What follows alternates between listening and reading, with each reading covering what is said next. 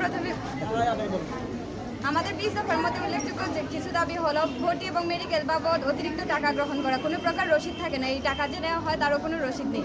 তারপর মেসে আমাদের মহিলাদের যারা মেসে যে টাকা বাসে প্রতি মাসে, এটা 40 থেকে 50,000 টাকা পর্যন্ত বাসে, ওই টাকাটাও পর্যন্ত আমাদের ইনচার্জ মহোদয়ের হাতে তুলে দেওয়া হয় এবং পরবর্তীতে এই টাকার কোনো হদিস পাওয়া যায় না। ওনারা ওই টাকা কী করেন আমরা এখনও পর্যন্ত জানি না আসলে ওই টাকা কোথায় যায় বা কী হয়। তারপরে টিচাররা তাদের নিজেদের মধ্যেই, নার্সিং এবং মিডওয়াইফারি দুইটা সেক্টর আছে আমাদের, ওইটা নিয়ে নিজেদের মধ্যেই বৈষম্য সৃষ্টি করেন এবং এটার প্রভাব আমাদের উপরে পড়ে। তো আমরা চাইছিলাম এই ধরনের বৈষম্য যাতে না হয়।